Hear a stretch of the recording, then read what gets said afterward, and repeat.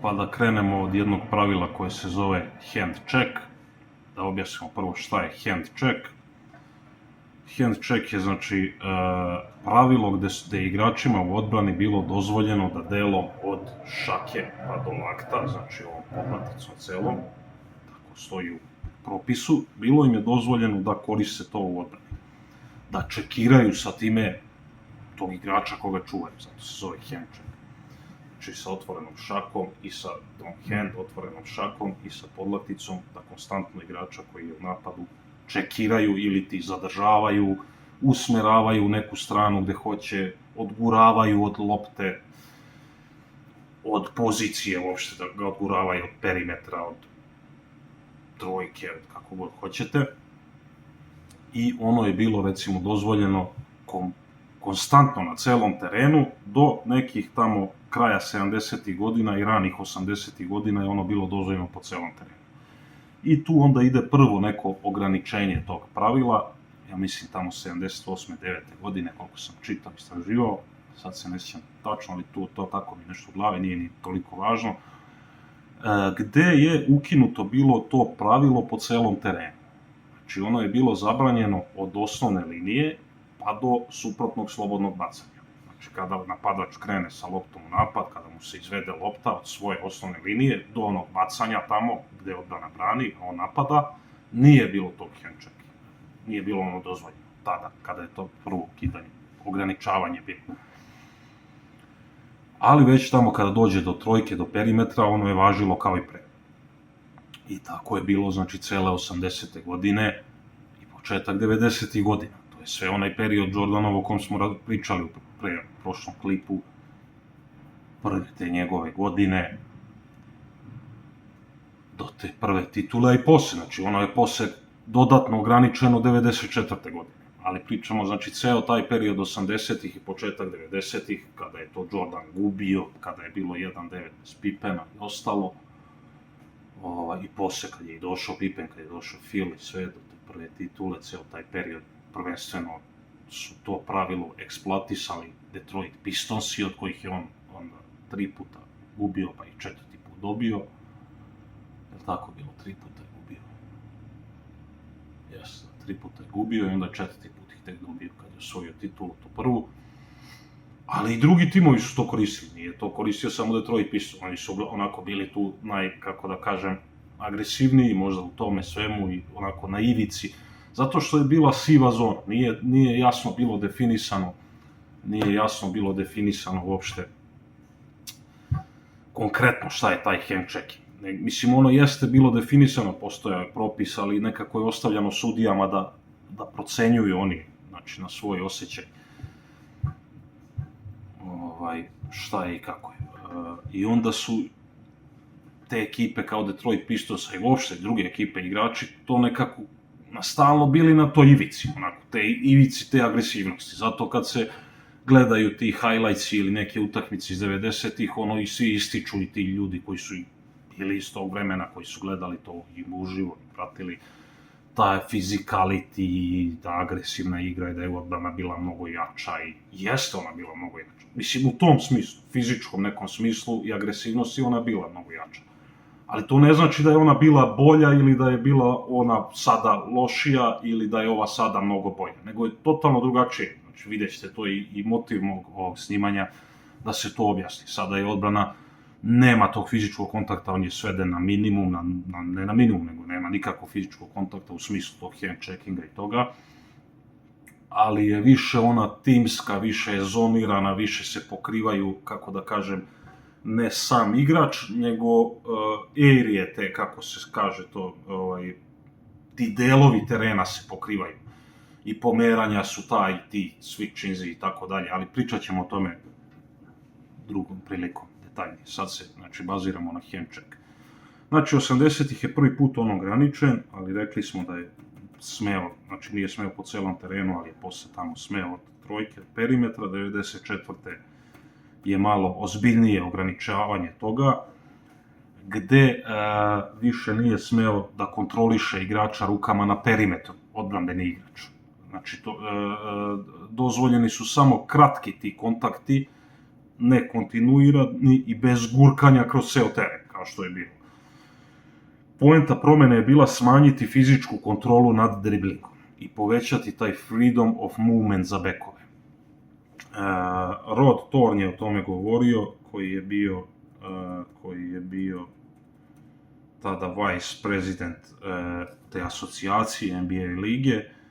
On je govorio o tom freedom of movementu i zašto je to 94. prvi put ograničeno, zato što su hteli da postignu taj freedom of movement, da taj napadač ima veći spektar i širinu šta će moći da radi u napadu kada primi loptu i kada napada, da se više ide na taj mid range, da se više ide ka košu, jer igra se gušila pre samog, kako da kažem, starta napada.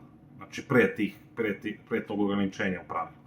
Ti igrači, te ekipe kao što su bili Detroit Pistons i te druge ekipe, oni su gledali da uguše igru uopšte pre nego što napadi počne. Znači pre uopšte perimetra, pre trojke, u delu onom između polovine terena i perimetra su oni uopšte, znači, već gušili dosta tu igru, već koristili dosta taj hand check, otežavali prijem lopte, otežavali uopšte kretanje ka košu i tako dalje. I 94. znači su shvatili da moraju to da nekako, zato što su to onako te ekipe zloupotrebljavale dosta, igrale na ivici, na granici, shvatili su da moraju nekako da im oduzmu tu moć, da moraju da ograniče odbranu u neku ruku i da daju više slobode tim napadačima i da se forsira taj freedom of movement o kojem je govorio Rod Thorn.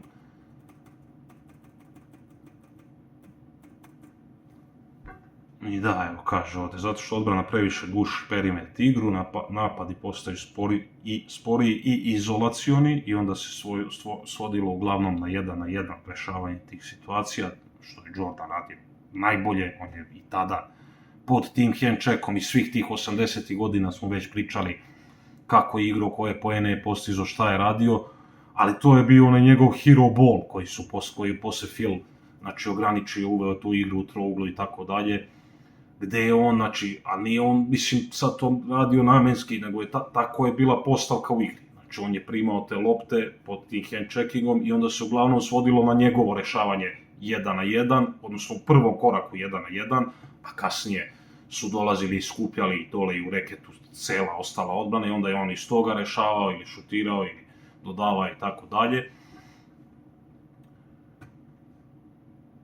I, kaže, kreativni bekovi su imali ograničeni prostor, veoma ograničeni prostor, to je htelo da se raširi, da se dobije njima na slobodi i tako dalje, da bi bilo više poena, više kretanja.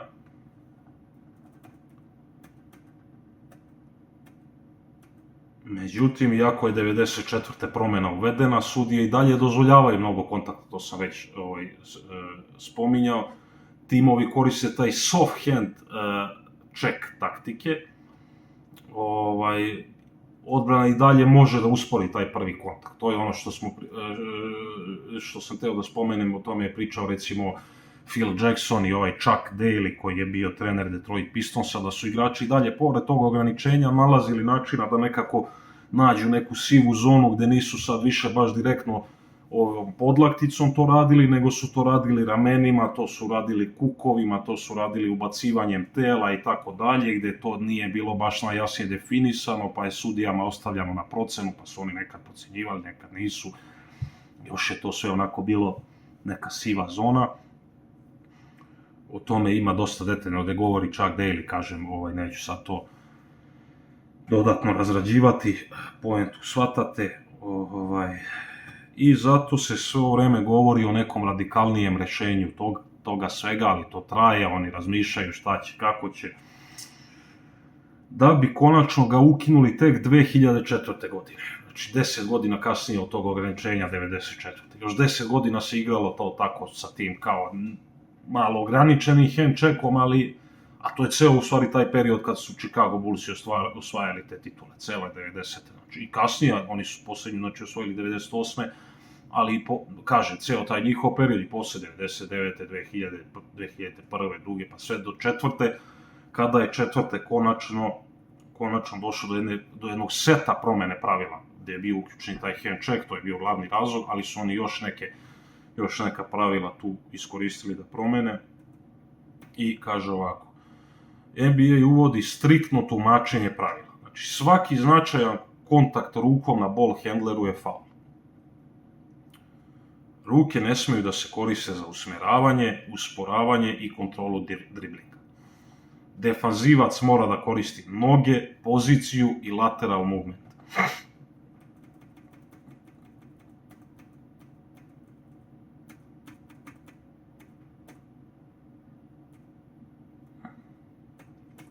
I onda se tu spominje, znači, ponovo Rod Thorn, koji je u svem tome učestvovao, zajedno sa Davidom Sternom. Znači, NBA želi da nekako postane mnogo, oni su shvatili da jednostavno više se onako sada ceni ta, kako da kažem, atraktivna igra, da NBA s time mora da se odvoji od ostatka sveta, jer nekad je, kažem, bila 90-ih, 80-ih, 90-ih, ljudi su cenili da gledaju te fizički jake, čvrste, te odbrane, ta nadmetanja, nekako, to je bilo onako košarka, rešavanja ta 1-na-1, rešavanja iz teških situacija, ta Jordanova i ostalih tih igrača. A oni su sada shvatili da hoće da jednostavno otvore igru, da je ubrzaju dosta, da više akcenta daju napadu, a manje odbrani, da to budu atraktivni potezi, zakucavanja, brza igra, kontranapad i tranzicija i tako dalje. I onda su u tom pravcu i ta pravila sva razrađivali, trebalo im je 10 godina od 1994. do 2004. dok su to razradili, dok su shvatili, dok su analizirali šta bi trebalo, kako bi trebalo, i 2004. godine konačno oni to implementiraju. Hand check je bio glavna prepreka tome, to su vidjeli kao najveći problem, bilo je tu još drugih pravila o kojih ćemo pričati, jedan set pravila, ali hand check je bio glavni taj uzrok tome. I tu se spominje čovjek koji se zove Jerry Colangelo, koji je bio nekada, kako kažem, GM ili vlasnik Phoenix Sunsa, još tamo 80-ih godina i početkom 90-ih. Međutim, on je prvi koji potpuno prihvata taj novi stil te igre i njegov model je brza tranzicija, pick and roll fokus, spacing i shoot za 3, ono što je u stvari moderna košarka danas, sve to čini. Ali to su ti neki početci, taj switch, ta promjena, i iz toga su najviše profitirali ti Phoenix Sunsi, jer su prvi to shvatili, odnosno taj Colangelo je to prvi shvatio, prvi počeo da implementira, pa su ga optuživali, pošto je on učestvovao u tom setu, izrađivanju tog seta promjene pravila i svega, da je on kao navodno znao unapred kako će igra biti, pa je on pripremio Phoenix Sunse, pa su oni, jer znate da je Steve Nash bio početkom tih 2000-ih najbolji igrač, on je bio MVP, on je dosta iz toga profitirao sa Stode Majerom i ostalima, i tad su i Sunsi osvajali te titule. Evo, spominju Steve Nash, kaže, postaje idealan igrač tih novih pravila bez hand checka, lakši prvi korak, to je ona glavna razlika. Sad mala digresija, pošto se sve ovo radi, ja radim ovo u kontekstu neke debate Jordana, LeBrona, to je taj prvi korak koji je mnogo olakšan, tu je ta glavna razlika koju ljudi ne razumeju, koji neće da razumeju. Jednostavno, i prvi taj moj drug Giuliano neće da ga razume, jednostavno banalizuje stvari, znači LeBronu i njegovoj eri, svim igračima od ove 2004. pa je mnogo olakšan, namenski, taj prvi korak. I LeBron je iz toga eksploatisao najviše celu svoju igru, jer je on na tom prvom koraku ima tu neku, da kažem, slobodu i onda njegova ta fizička dominacija, superiornost u tom prodoru, u toj tranziciji ili polutranziciji dolazi do izražaja. A Jordanu je to najviše bilo otežano, uopšte taj prvi korak, zbog tog hand checka i svega. Znači on je morao taj prvi korak da reši, pa onda da odigra tu stvari 1-na-1, da to probije, pa onda odatle da traži teška rešenja ili šut ili prodor da mu skuplja cela odbrana jer dole nema 3 sekunde u reketu, pa ili da to završava ili da daje neki pas na stranu u tom trianglu i tako dalje. Ali to ću već razrađivati detaljnije, samo sad hoću da objasnim konkretno malo hand check i evo sad ulazim u priču kada je to konačno ukinuto. I kaže, konačna posljedica na igru. Pre 2004. Odbrana može fizički da uspori dribling. To je ono što sam sad pričao konkretno Jordanu i Lebronu. Znači, odbrana može fizički da uspori dribling i taj prvi korak, i to su i radili. I onda se pravi izolacija i svodi se na igru 1 na 1 tu, ali ne cela igra, sada ne bi meni Giuliano rekao, brate, ti pogledaj te highlighte, kako je to usporeno, kako je to sve nije sistemski, kako to... Radi se o tom početnom napadu, o toj početnoj poziciji, u pozicionom napadu. Tu se svodilo 1 na 1. Kasnije, kada prođe se ta prvi korak gde je taj hand check i dolazio do izražaja i svega, onda se igra otvara. Znači, ili se ide na prodor, ili se naskače i šutira, ili se dodaje na stranu. To je ona trostruka pretnja koju učiš, svako ko je trenirao košarku, trener te to uči možda u prvim treninzima, razumije. Trostruka pretnja. Šut, dribling, dodavanje. Šut, dribling, popiju ti mozak s tim. To je to. Znači, kada on probije tu prvu liniju, više nema ni legal defensa, više nema da ne sme da se preuzima, da ne sme da se skuplja, a nema 3 sekunde u reketu, skupljanje, i onda je njegov individualni kvalitet, da li će rešiti tu situaciju iz šuta, iz 1 na 1, će dati na stranu loptu, će dati centru na post i tako dalje. To je onako skelet igre, da kažemo, ali to je sve mnogo složenije. 90-ih. Sad kaže, rekli smo šta je pre, a posle 2004. perimetar postaje open space, zone. Znači, perimetar je znači ono kapica, kako da kažem, znači znate šta je kapica, gde je onaj krug od slobodnog bacanja tu, i gde je ta trojka, znači to se zove perimetar. Znači on postaje open space zone, odatle kreću napad iz sredine, odatle playmaker, znači drži loptu i kreće u napad. I pick and roll postaje oružje broj 1, znači odatle se igraju pick and rollovi, na što se svodi cela moderna košarka i dan danas, pa se iz tih pick and rollova, u zavisnosti od otvaranja, ima milion varijacija kako se napad završava. I kaže, skill plus spacing više, a manje fizički kontakt.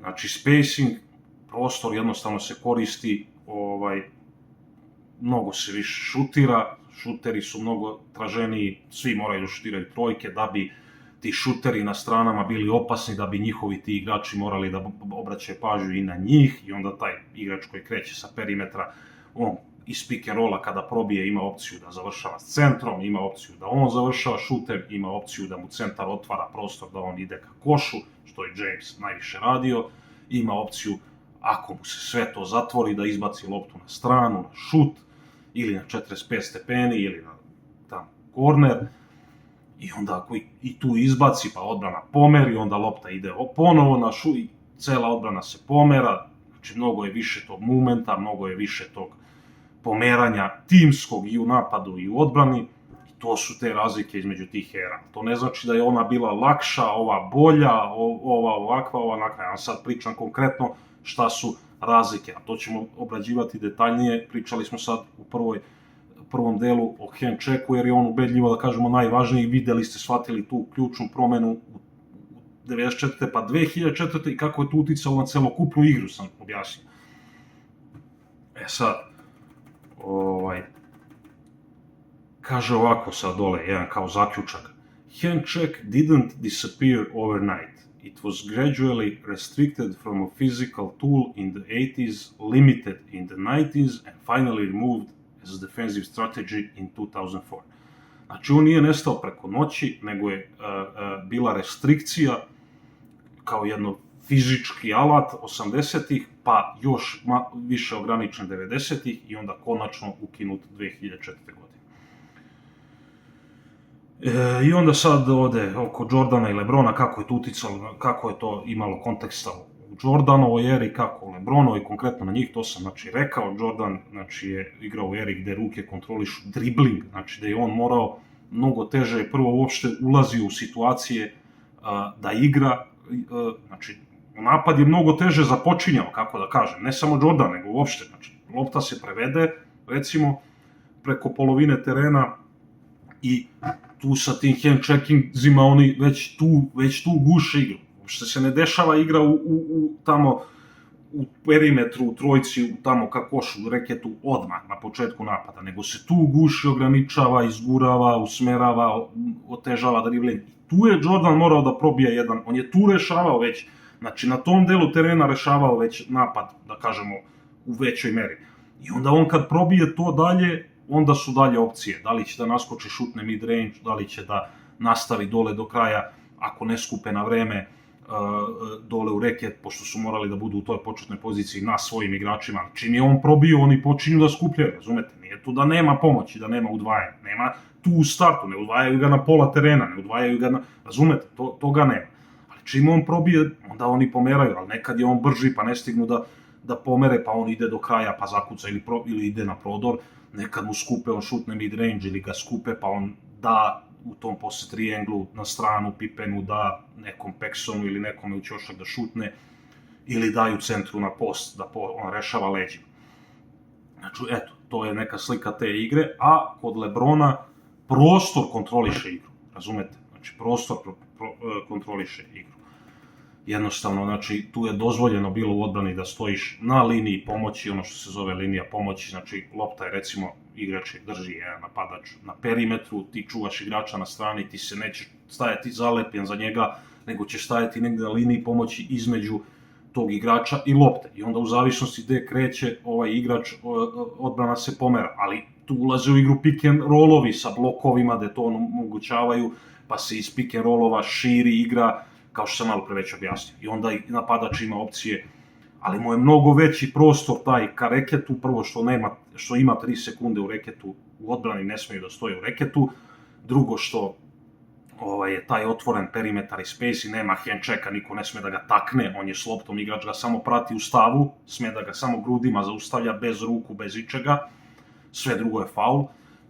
Prvi korak mu je mnogo više otvoren, on može da probije, što je James radio, to je njegova glavna snaga, može da ide na koš, može iz te situacije posle da isto naskoči da šutne, može da u stranu loptu šuteru, svi su šuteri i ova odbrana je znači prinuđena da mnogo više tamo isto ne sme sad da pomogne i da ostavi onog svog igrača totalno samog, jer se to kažnjava šuterima za 3.